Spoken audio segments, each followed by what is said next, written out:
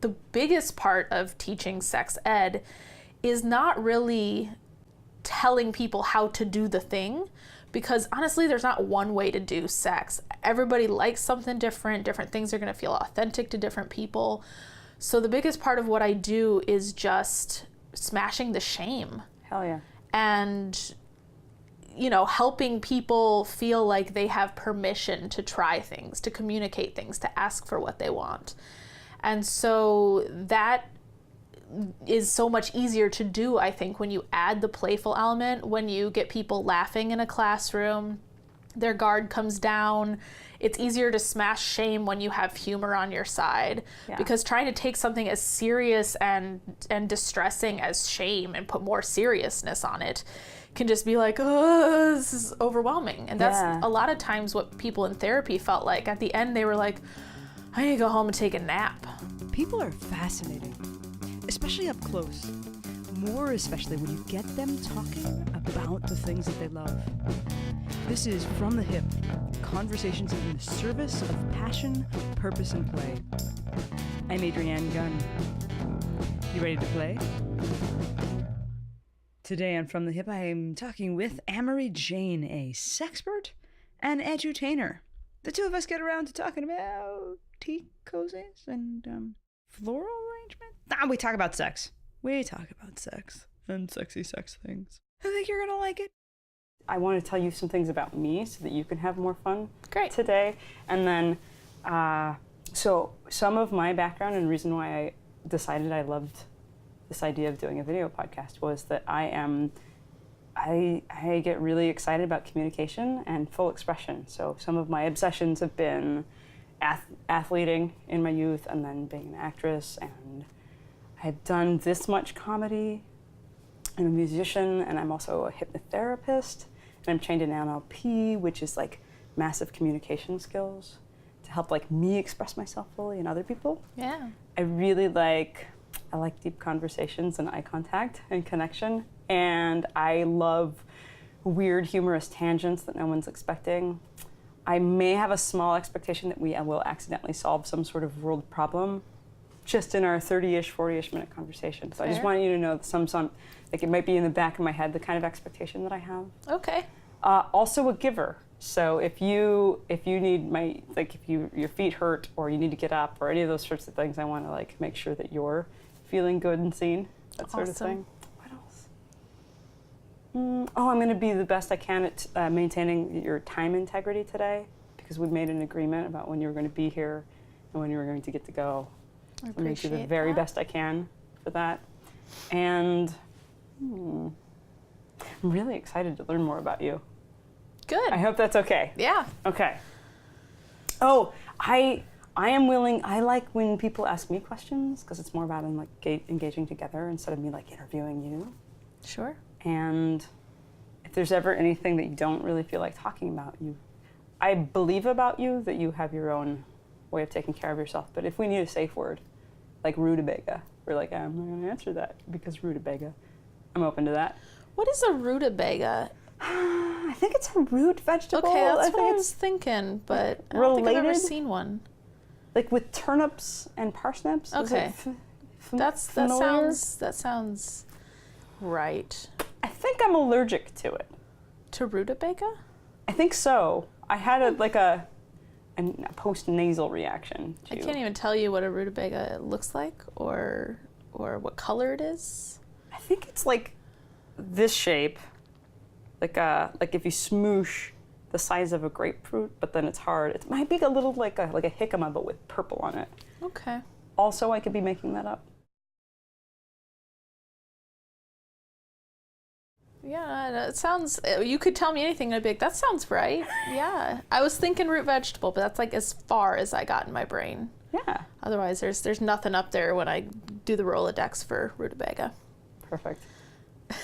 So that was my sort of like elevator-y of ish. I don't know. So that kind of elevator. We're not like going over our STI results in our dating life. I guess that's fair. I guess I thought of it in terms of like what we're doing here. Yeah, it makes more sense that way. Yeah. I want to tell you about my sexual history. I mean, you can. You're welcome to. People do all the time. They just come up to me and they're like, "You're a sex educator? Let me tell you all about my sex life." Yes. Do they show you things? Not usually. Sometimes they ask to show me things. A lot of people will write to me for advice, and sometimes I give it, and sometimes I'm like, here is where you can pay me, because this is actually my job.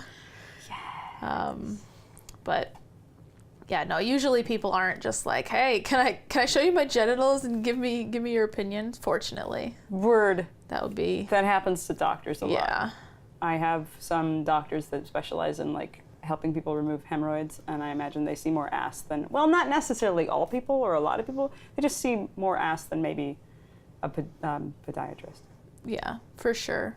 I see a lot of ass. Yeah, I thought you might. Mm-hmm. Yeah. Yeah, well, I teach an ass class, and I've more recently gotten into using demo bottoms. So not only do I see more ass, but my audiences see more ass as well. Yes.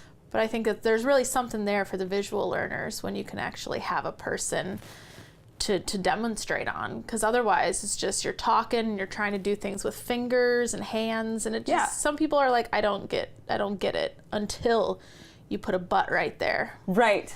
And then they're like, now it all makes sense. Right. Speaking of audiences. Yes. I'm pretty sure that this camera is where an audience member lives if you ever feel inclined to connect with them too. Great. And I was going to say that I got to see one of these bottoms in person. Yes, you did. And we might talk about that a little bit later when Gretchen gets here. Yeah. We talk about that. But yeah, was it Astivities? Was that? The fun astivities? Yeah, that's my supposedly trademarked word that I haven't actually trademarked. Oh, I'm sorry. Don't steal it. That's astivities. We've marked it here at least. With Yes. Contracts and dates. Yes. Well, it's any activity you can do with an ass. But the class I generally teach is called Back That Ass Up Anal Sex 101. Nice. That's the full. But when I was teaching the boot camp, that was just kind of a portion of the class. It was really hard to fit everything into 2 hours that we wanted to go over. I'm sorry, I'm having a joke of fitting things in. You did quite well. Oh, yeah. Yeah. I mean, you're a There's professional. so many puns available when it comes to butt stuff. Totally. I had a great time trying to come up with a name for that class because there were just so many options. Now, the cunnilingus class, those are way harder to come up with. You know, like it's just harder to come up with something. I was looking up euphemisms for cunnilingus, and one person suggested canyon yodeling. And I'm like, firstly, I don't think canyon yodeling is well known enough. It's not so universal. Yeah, and secondly, I think if I say I'm offering a class on canyon yodeling, I'm gonna get a real different group of people. They're gonna come with a set of expectations. And when they show up to learn about cunnilingus, they're going to be shocked. Yeah, that reminds me of a hilarious story. I was in Switzerland as one of the stops of this choral tour when I was 17. It was before my 18th birthday, and they grabbed together a bunch of instrumentalists and singers from all over high schools in Oregon and slammed us together in a choir and took us to Europe. And sounds awesome. 2 of us were wandering around in this tiny town in Switzerland. I may remember, but I'm not currently remembering the name of it. But in this world of strange men coming up and accosting young women, this strange man wandered out. We were just walking down the street. Strange man wandered out and beckoned us forward. It's like, hey, follow me, but in might be French because Switzerland. And so I felt like she was a polo player and I was pretty beefy as a soccer or basketball. I was like, if something weird happens, we could take him. He's a tiny old man. So we were just moseying behind this, wandering down some weird path with this old man behind this house. I'm not sure why. And so then he stops there after we're like, I guess we'll follow him. I don't know. And then there's this beautiful beat, this just pause. And then he starts yodeling at us. Whoa. Right? So it's popular somewhere, this whole yodeling thing, but we didn't quite know what to do. They don't have classes on what happens when a strange old man beckons you behind a house through some sort of garden path and then yodels. Yeah, that's That's interesting. I guess he just really wanted to show off that skill. But yodeling's big in the Alps. I mean, that's... Yeah. I think that's probably where it originated. I think the title of your class would have worked there, but probably it would have been canyon yodeling, but in a different language. It's either French, German, or... Italian. It depends on where you're at in Switzerland, what language you speak, because it's all surrounded. Truly. Yeah. I lived in Germany for a little while as an exchange student. Nice. And I visited Switzerland. It's beautiful there. Did you ever have anybody pull you around a corner and yodel at you? No. Nobody pulled me around a corner to yodel, but there definitely was yodeling happening in the high school where I was, at the talent show. There was a talent show at the end of the year, and there were some yodelers. Nice. Were you in it? Was I in the talent show? Yes, but not the yodeling portion. Oh. Yeah. I actually sang the national anthem for the United States by request, because they wanted me to do something for my own culture, and I was like, I don't know what to do. Like, American culture is so many different things. Yes. And my heritage is German, which is where I'm at right now. So great. you know, and they're like, just sing your national anthem, and I'm like, that's not an easy song to sing. No, it's not. Was it enjoyable? I don't find it enjoyable to sing. It was not bad. I'm a soprano, nice. So I got to hit some of those high notes. That was fun. Then a dog came up to me, just like randomly. There was a dog in the school and just came up to me on the stage, and I was like, it's a good sign. I love dogs, so yeah. Just kind of sticks out in my head. And then the whole talent show ended with everybody in the school singing Hey Jude, and like the entire song of Hey Jude. So like 10 minutes of just na na na na na na, just the whole time. That is amazing. Yeah. I've actually had that moment. Really? Yeah. I go to this guitar camp sometimes, and there were two guys that were leading a Beatles jam, because they just kept everybody going, oh, no. And so we had like 3 or 4 generations of people that had gathered over time in the room, and then we eventually got to Hey Jude. That music is really uniting. It is. I think like the Beatles, they definitely unlocked some sort of secret in terms of like tapping into the brain, and having people, I don't know. We're not interviewing about the Beatles necessarily. So No. I welcome wherever it goes. Yeah. I think they did find some sort of, do you think they were in some sort of secret club? They're probably Illuminati. Fair. Yeah. Fair. Or maybe part of the Da Vinci Code. I don't know. I don't follow conspiracies very well. That's good. Yeah, well, it seems like you're busy doing other things. Oh, yeah. Yeah, I'm a busy person. I didn't necessarily like strive to be a busy person, because I'm also very low energy, and the two don't often match. So I don't know how I do it most of the time. Yeah. Do you want to talk briefly to our friend here?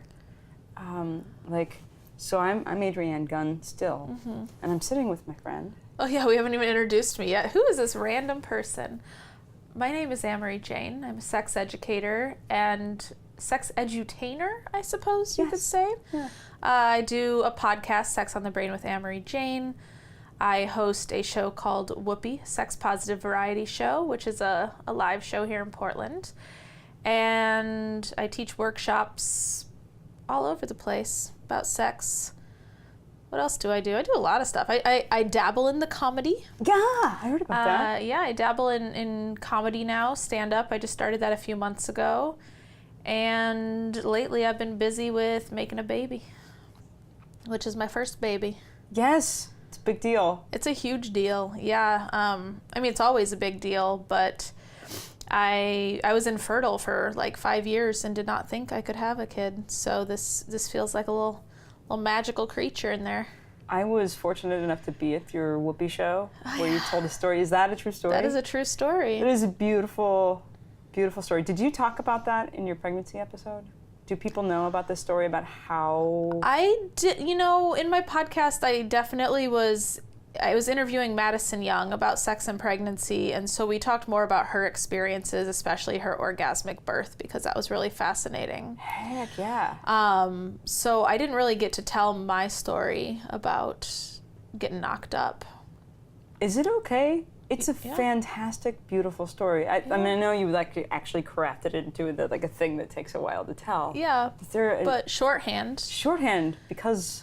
Yeah, shorthand. Well, I had been married for 7 or 8 years to my previous partner. We were polyamorous, and we started trying to conceive in 2013 seriously. Diving in, actually trying to make a baby.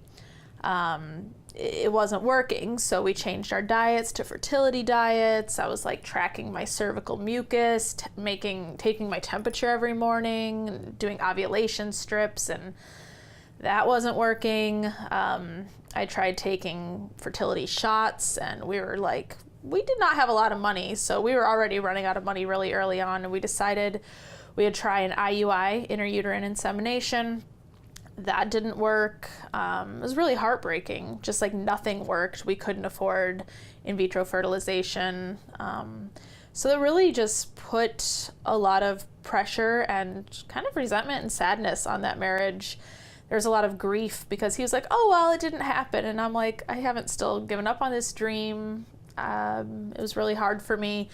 So fast forward to a few years later, we're still kind of trying, but at that point, we're out of money.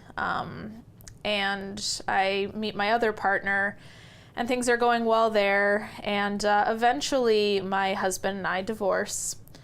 And I'm like, you know what? I'm just going to embrace my life. I've got this hot, young underwear model partner, and I'm going to be child-free, teaching sex ed around the country, traveling, just having all these adventures. So I really just embraced, finally, this identity of never being a mother and just having a lot of good, kinky sex. And one night, last October, we're like, let's do some role-playing. Sexy role-playing. Yeah. And so he wants to do a German beer girl role-playing, because I already have the outfit. Yeah. With my little dirndl and all of this. So I'm like, okay, yeah. I put it on, and he's like, all right, now speak to me in German. And, I told you I lived in Germany as an exchange student, but that was when I was 17. I don't remember my German. So I do remember ich bin geil, which means I am horny. And so I say that, and he's like, okay, yeah, more. And I'm like, wir essen Trauben und Apfelpfannkuchen, which is I eat grapes and apple pancakes. And he's like, all right, yeah, keep going. And I'm like, du hast mich. And he's like, all right, you're just singing Rammstein at this point. This, this is silly. What do you want to do? Because this feels like I'm putting too much pressure on you. Right.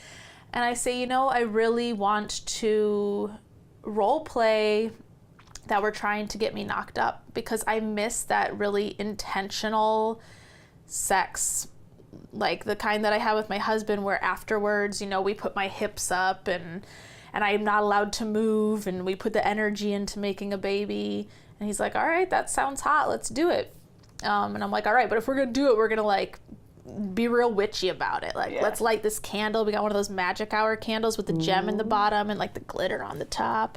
Dang. I don't know if you've ever seen these. They're made, I think, locally by a witch. So totally powerful. Weird. We light this candle, and I say some sort of spell I make up about intention and, bringing together our life sources or something.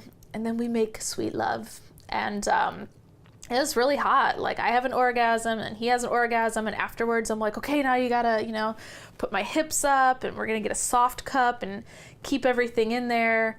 And sure enough, that's, how I fall asleep. But while I'm laying there, I'm really imagining the sperm, going through my body and meeting my egg and them joining forces and creating life. I'm really visualizing it. Yeah. And it turns out it worked. Boom. Like after 5 years of trying everything, like I did a little sex magic and then I got pregnant. And like, I know that's gotta be the night, like that was when I was ovulating, and it just makes a lot of sense. You know, there's something really about putting your energy into something. I loved hearing that story. Yeah, it made me realize like magic is real, and then this feels so important. Not that it wouldn't without the sex magic, but it just is like, ooh, maybe you have some sort of purpose. Like if the world brought your soul to me at this time. Yeah, one of the things that I thought about when I heard that story the first time was that, like, okay, I think people know at this point, because of our culture shifting, that they're putting intention into things and showing up fully to things is part of the magic. But I have a wondering if part of what also helped that magic work was the play. Mm-hmm. I think that's the element that a lot of people miss. That like get their witchy candles and they get very like seriously intentional about it, and then they'll invoke and and do the visualizations of here's the sperm doing the thing. But one of the things that was happening there is you were playing together. Yeah. And I don't know. I thought that was really cool. No, I think there is something to that because, with my ex, like, it felt after a while like a business. Like, we were very much like, all right, so this is my most fertile time. Like, make sure you get off work on time for us to meet up. And, like, it kind of lost the playfulness. And since we weren't serious about it when we were doing it this time, that it was a role play, that helped us be playful. And something about taking the stress off of it too. And I hated hearing that. Like, if you're ever infertile, people always say, like, don't put stress on yourself, don't put pressure on yourself, stress is the enemy to fertility. And it was so frustrating because, like, just hearing that stressed me out. Yes. Because I'm like, I don't know how to be playful about it if it's been 3.5 years of trying every single month. Like, you lose the playfulness around it. But damn it, it's totally true that stress is not just the enemy of fertility, but stress is like the enemy of everything. Like, stress can really mess with people's bodies and brains and intentions and all of that. So I think that having the playful vibe about it and taking away the seriousness was a big part of it. Yeah. Can I talk about something that I learned in your class? Absolutely, please do. That reminds me of stress is that the thing about the arousal and the gas and brake pedals, which you probably could explain better, but this idea of like, people talk to us about like eliminating stress, but they don't specifically talk about like how to shift your mindset and that sort of thing. And it was one of the things that I thought was beautiful about, I don't know, I think I can ask you more about how you came to be a sex educator and edutainer, and what drew you to that, because there's this gift that you're giving people of actually telling them how to do the things and ways to go about. Like, I'm having a collision in my head. I was like, oh, I want to ask her, like, how did it feel to be a person who teaches people how to do some stuff, but then have challenges in your own world? That's the question. Or, like, how do we talk about how to actually be in a more playful spirit so that we can have stressless engagements with people? There's actually, forgive me, too many questions. Oh, that's great. I'd love to be talking to you about. It's better than just sitting there being like, Truth. Well, I mean, I can kind of answer both at the same time because the answer goes together. I've always been a real goofy person, a really playful person. My whole family is that way. It's the thing that I think really sets us apart as a family is we have tremendous amounts of fun when we're together, which, other families have fun, but like when we're together, we just have a blast and other people are like, whoa, your family is a fun family. My mom used to say we put the fun in dysfunctional. Yay. And so I knew I didn't want a super serious job, but I also knew I really wanted to help people. And oftentimes helper jobs are really serious. Yes. And so I wanted to be a sex therapist as kind of my compromise. So I went to school to be a therapist and I got my master's degree in counseling. And in my internship, I realized I did not like doing therapy because it was not as playful as I would like it to be. Yeah. I was taking home a lot of stress. I have a really hard time with not taking on other people's emotions, like an empath thing.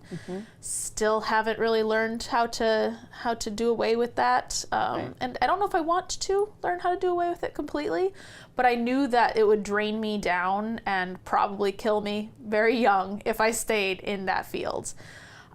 So I decided to get into education instead, and especially bring playful elements into my education, because I don't just stand there and lecture as an educator.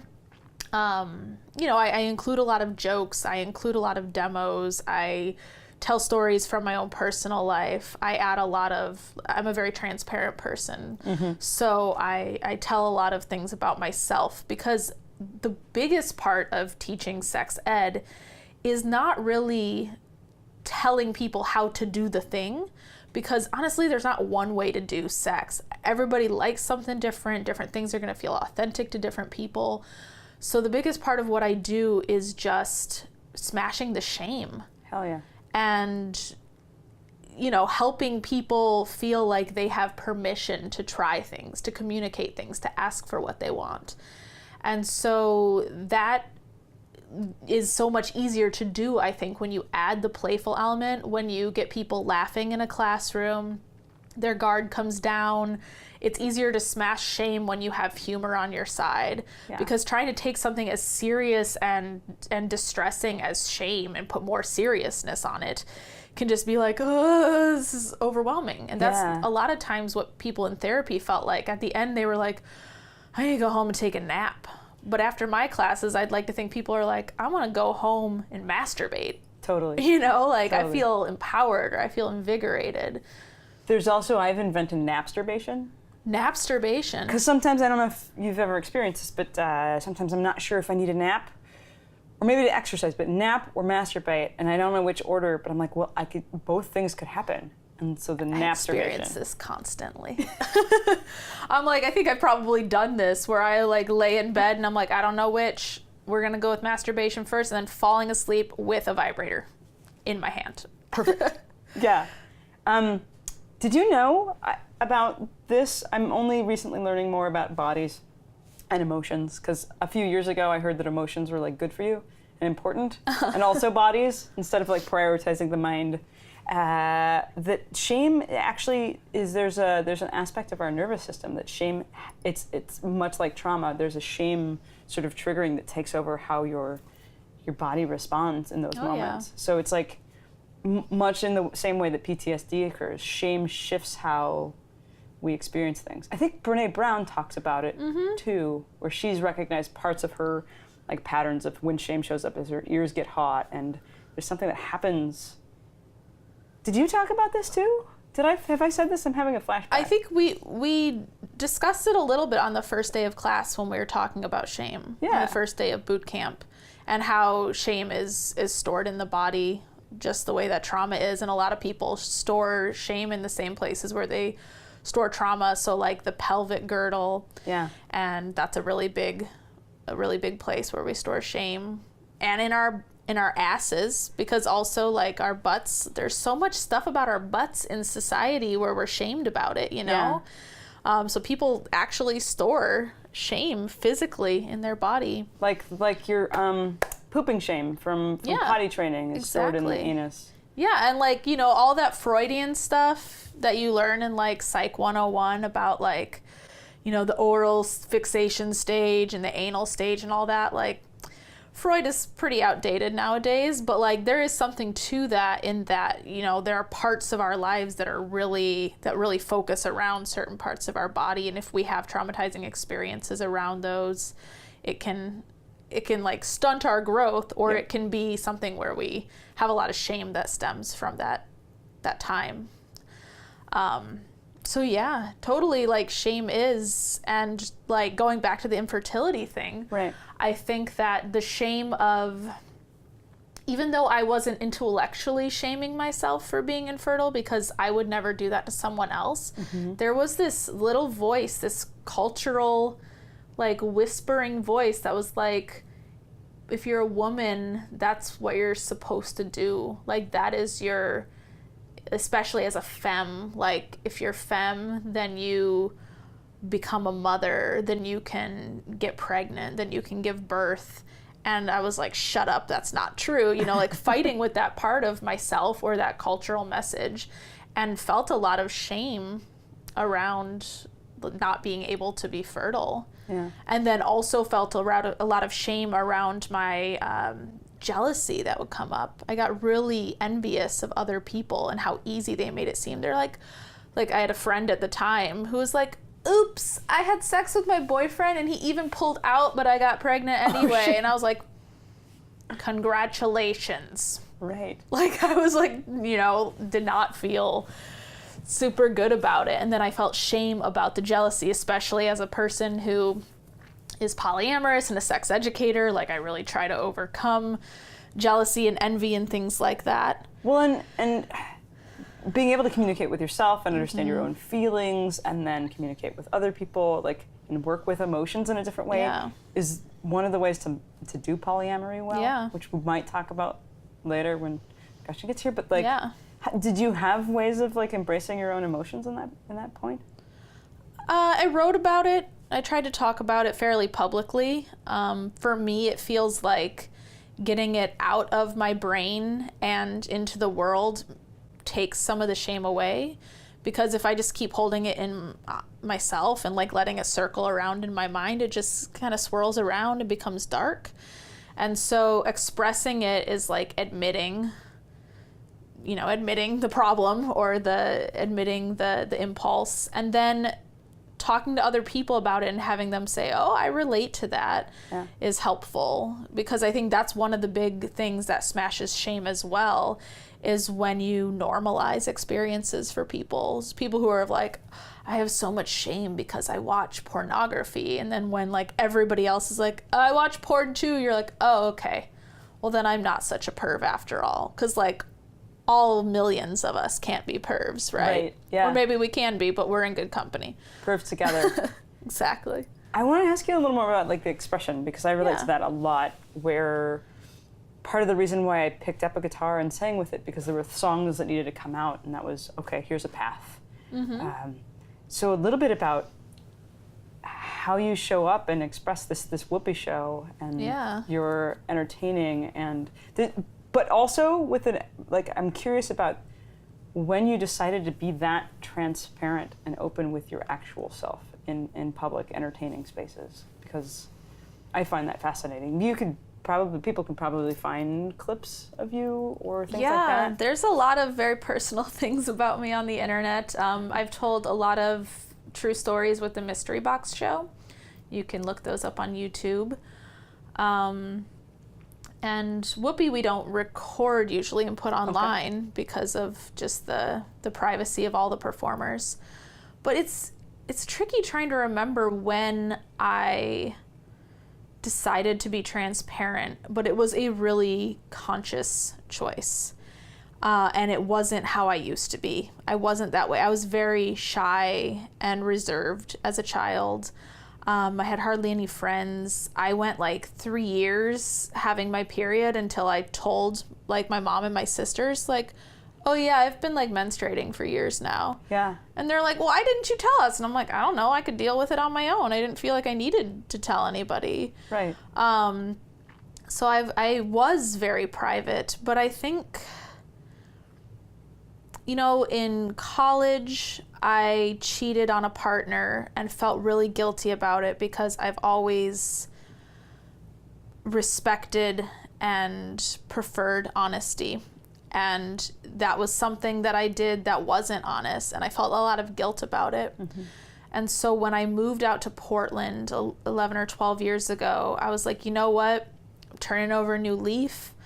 I'm just going to be honest from here on out. I'm not going to lie to people, even if it brings up some hard feelings, even if it's uncomfortable, because I just hated that feeling of like I was lying to somebody I cared about. Right. And so I met my, who became my future husband, really soon after I moved to Portland. And I was honest with him from the beginning of like wanting an open relationship and all the things I was curious to experiment with when I was coming from the Midwest out to Portland. And so I think that it just was like I I felt icky about not being truthful and about not being transparent. And so I just went real hard on that and got good results back. Yeah. You know, like people really appreciated the honesty, especially people who had been cheated on or who had people lie to them and felt betrayed before.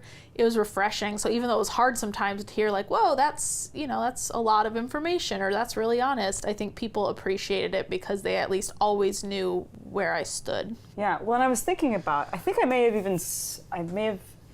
I've only gone to one of the mystery box shows, although I know the person who, well, there are two people who run it, yeah? Mm-hmm, yeah. And I think you may have been on stage. I don't remember the story that you told, but what I found interesting, and it reflects something that the woman that wrote Writing Down the Bones talks about, is the more that you are truthful and specific about your own experience, we think that we should like generalize our experiences for it to be universal, but what happens is the more that you're specific about who you are and your experience, the more that people can relate to it. Mm-hmm. And I had this moment of being in that show, thinking it was going to be one particular thing. It's like, oh, it might be kinky and there might be people, but energetically, because everybody was being so vulnerable and truthful on stage, what ended up happening is I felt massively connected to an entire room of 400 people because I could recognize, it didn't matter the content of the story, it mattered that there was vulnerability happening, connection happening. You could hear someone's triumphs and trials going on. I'm like, oh, I get that. I might not relate to this specific story about this thing that they did, but when people show up like that, it felt like this massive gift. And I think that we're beginning to return to that sort of storytelling group thing, because storytelling events are popular, showcasing honesty and authenticity is becoming more essential. I mean, I guess we get reality TV would be the first instance of that, but I think it's getting more viscerally real now. Well, I think like there's more reality being added to reality TV. Like there's new, the Moth, or no, maybe it's not The Moth, it's Mortified. Has a Netflix series now of, the storytelling show, which is basically people reading from their diaries of when they were kids. Oh, wow. So it's super vulnerable and all real life stuff. And so I'm seeing more of, like you said, more storytelling shows and more vulnerability coming to comedy as well. Instead of people just being like, men always do this. Now it's like, let me talk about my specific life. Because, vulnerability is very connecting. And vulnerability is something that for so long people have been told was a weakness. And the patriarchy has said, like, vulnerability is for wimps, or you don't want to show too much of your true self. You want that stoic kind of, it's all bullshit, though. Yeah. Like, vulnerability is number one, it's a huge turn on. Yes. But number two, it's how we connect to people. You can sit there and talk about the weather with somebody for an hour and then walk away and never like remember that conversation again. But if someone opens up about who they are, or if you open up, then like the potential is there for a strong connection, a lifelong friend, a lover, Heck yeah. So I love vulnerability. I'm like, I'm just like, it's my favorite thing. Like, any time a person opens up to me, I just feel so honored that they share themselves with me. Yes. Yeah. I love that point. I'm also curious because you could potentially see if Gretchen does arrive over our shoulder. She did. She just parked. I just saw her station wagon. Good times. Yeah. Yay. Should we pause and allow her to wiggle in? Should we continue and then? I don't know. She sees me in the window. We gave each other the nod. We could pause for a second and have her we were at vulnerability and the patriarchy. Yeah, I'm sure she's going to love this conversation. Right? Yeah. Okay, 1 second. Well, that's how that went. Thanks for joining us on this episode. Thanks for watching, listening, reading, imbibing, however you took this in. Thanks for being here. And if you really enjoyed it, I'd love it if you would do all of the things. Like, share, ring a bell, bang a gong, tell a friend, and come back next time. I hope you had as much fun as I had.